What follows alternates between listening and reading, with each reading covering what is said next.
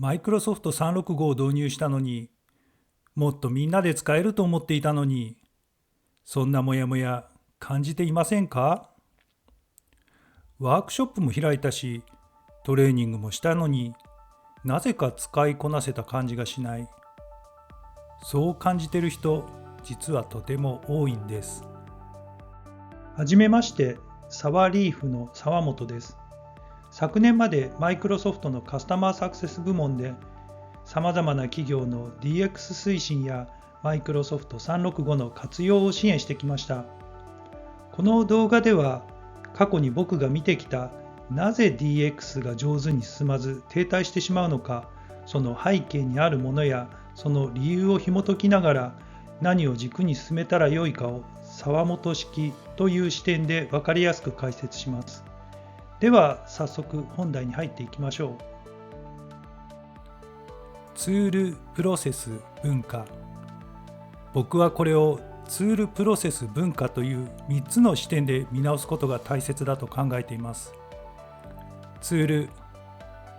ここでは現場の DX をサポートするマイクロソフト365をモデルに解説します。そしてプロセス。現在の仕事のやり方、進め方を指しています。そして最後の文化。これは職場のつながり方を指しています。上司がいて、部下がいて、同僚たちとのつながりがあって一つの職場ができています。この人のつながり方を文化と呼んでいます。DX の成功はツールだけでは成立せず、プロセスと文化の存在が大変重要です。この3つが揃わないと必ずどこかしらで停滞してしまいます。ツールはあくまで道具、それを生かす流れと行動を支える文化がセットで必要なんです。ではそれらを踏まえて、今日は現場の定着化の羅針盤、職場の色分けと DX のステージについて解説します。会社の文化というと、社風や経営方針を思い浮かべる方も多いと思います。でも実はそれだけではなく、もっと小さい単位、職場ごとの文化や空気感もあるんです。同じ会社でも部署やチームによって当たり前が違う、そんな感覚ありませんか？例えば上司に報告するタイミング、会議の雰囲気、新人さんが発言しやすいかどうかなど、こういった日々の習慣の積み重ねにより職場の文化は構成されています。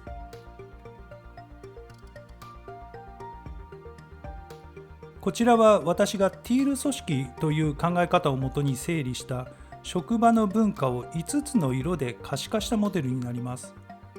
このモデルを利用すると、職場ってどんな空気感なんだろうと自分たちの現場を客観的に見つめ直すことが可能になってきます。さらに同じ職場でも人によっても見方や感じ方が違うことにも気づけるようになるんです。そう、だから自分たちの職場の文化を語るための共通で言語として使ってみてください。ではまずレッドからご紹介します。レッドはカリスマ依存タイプ。トップの判断が全てのワンマンタイプです。意思決定は早く、トップの判断で組織がぐいぐい進みます。2つ目、アンバー、ヒエラルキー重視。このタイプは決められた手順やルール通りに動くことを大切にします。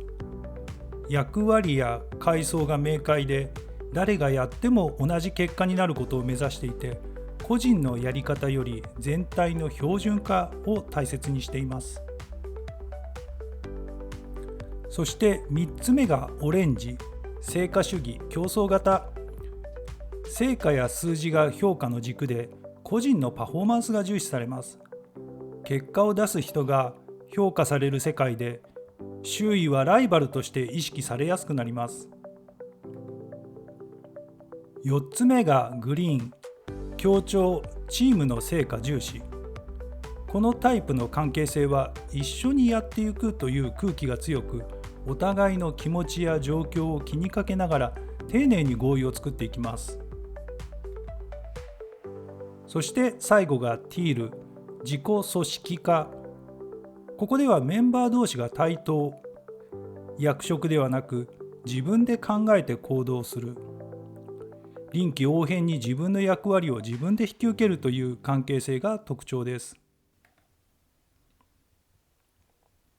ここですね、大切なポイントなんですが、どの色が良いかというわけではなくて、大事なのはその職場にとってどんなつながり方が目的に適しているかを見つけていくことです。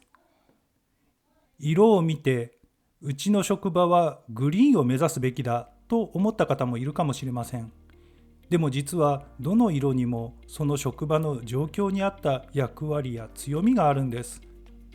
大切なのは今自分たちにとって心地よく前に進めるつながり方を見つけること。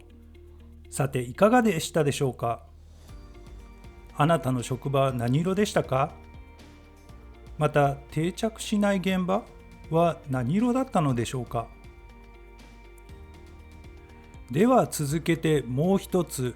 どれくらい進んでいるかという視点、DX のステージの話をします。同じツールを使っているのに便利になったという部署と逆に不便になったという部署があったりします。それはツールの使い方の段階が違うからかもしれません。これは一般的に知られるデジタルトランスフォーメーションの概念で整理することが可能です。これまでアナログだったものをデジタルに置き換えるDX ステージ1、デジタル化、デジタイゼーション。そしてデジタル化されたツールを統合して効率化を追求する DX ステージ2、デジタライゼーション。そしてデジタル化されたことで蓄積されるデータを分析・利活用して企業の競争力を高めるDX ステージ3、デジタルトランスフォーメーション。例えばこれをマイクロソフト365を使った職場のデジタル化に置き換えてみると、ステージ1、ツール自体はマイクロソフト365の導入により Teams など最新アプリを使うようになりましたが、要件は相変わらずメールでの連絡、手書きのノートやスケジュール帳など仕事のやり方は昔のままの状態です。会議も以前と同じ進め方、情報の探しやすさも変わっていません。情報入力もコピペや再入力をすることが多く、手間がかかるのは変わっていない状態です。次にステージ2ではデジタル化されたことでアプリ間でのデータ共有が簡単になります。Teams 上で会議のメモを OneNote に記載してメンバーに共有したり、一緒に行うタスクの割り当てもアップデートも簡単に共有していくことができます。データがツール間で受け渡しされ、情報に流れが生まれます。業務を Teams 上でシンプルに効率化させること、これがデジタル内での統合ステージ2となるんです。そしてステージ3のデジタルトランスフォーメーションでは、アプリの活用により業務で集まった会議の録画、参加者情報など働き方のデータから働き方の分析、議事録の作成、現場でのリアルタイムな意思決定などができるようになります。こうして使ってきた情報、行動データが学びと気づきに変わるのがデータを利活用したステージ3となります。つまり判断の質や行動のスピードも変わってくるんです。こうしたデジタル化の恩恵を受けるには DX のステージ3まで引き上げていくことが特に大切なんです。実際には同じツールを導入していても、この3つのどのステージにいるかということでできることも感じる効果も全く変わってきます。次は実例で考えてみましょう。Teams を導入したのになぜか連携が進まない。こういった声は実際の現場でよく聞きます。ある企業 A 社の営業部門でも DX を進める中でコラボレーションが思ったように進まないという悩みがありました。でもここで興味深いのは、同じ会社の開発部門ではうまく活用できていたそうなんです。では同じ会社、同じツールなのに結果がなぜ違ったのでしょう。そこに見えてきたのが職場の文化、DX のステージなんです。実際この営業部門では Teams のチーム機能がほとんど使われておらず、会議もチャットも使われてはいるのですが、会議の内容はその場で終わり、記録はバラバラ、個人のノートに保管され、流行りの生成 AI、コーパイロットも導入しているのに使いこなせていない状態でした。なぜこんなに情報共有がされなかったのか。社員の方々にその理由を聞いてみると、情報を共有すると自分の成果を同僚に横取りされてしまうかもと考えていたようなんです。つまり情報は自分の資産と考えることが DX の進行を妨げていたんです。改めて組織の色分けと DX のステージから診断してみると、一見すると A 社の営業部は DX ステージ3に到達しています。マイクロソフト365や生成 AI のコーパイロットなど最新のツールも導入されています。一方で職場の文化はオレンジ型、個人の成果を重視し競争に強い職場です。実はオレンジ自体が必ずしも悪いというわけではありません。オレンジの職場だって競争に強い個人がコパイロットを武器に営業活動を最大化する、そんなスタイルも考えられます。ただし課題にもあった通り、A 社の営業部はグリーン型の文化を目指していたんです。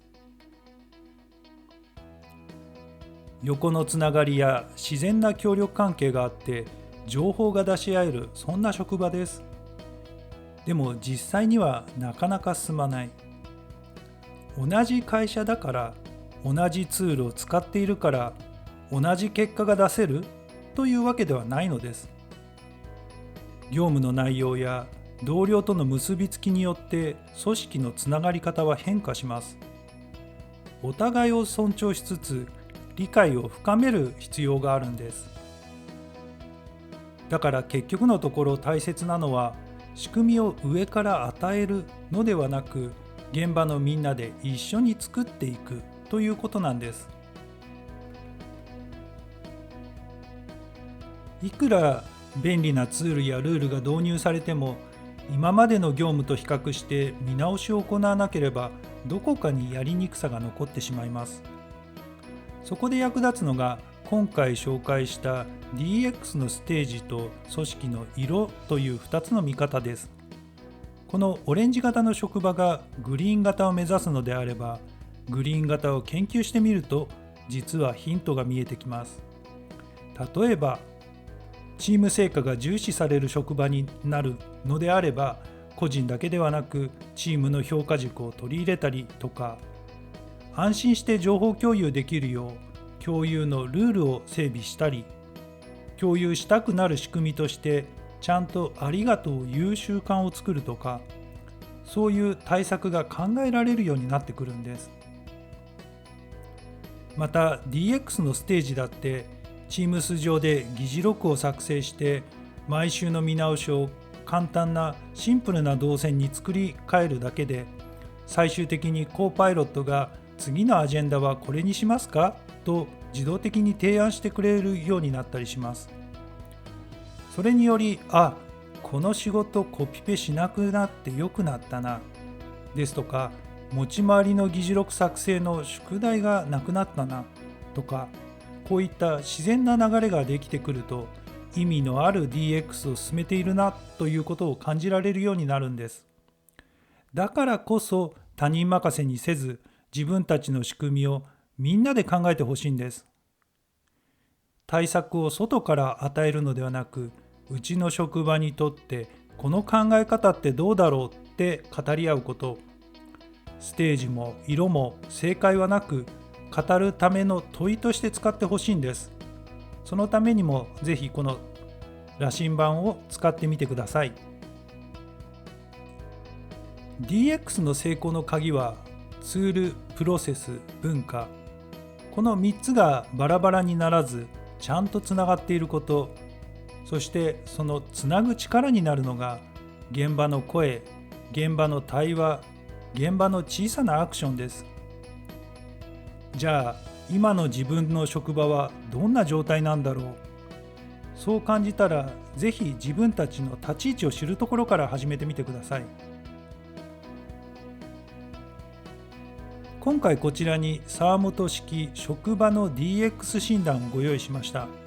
たった15問に答えるだけで、あなたの職場が今どの色でどの DX ステージにいるのかが分かります。もし結果を見てもう少し深く考えたいなと思ったら、ぜひお気軽にご相談ください。あなたの職場に合った進め方、一緒に見つけていけたら嬉しいです。それではこの動画をご覧いただきありがとうございました。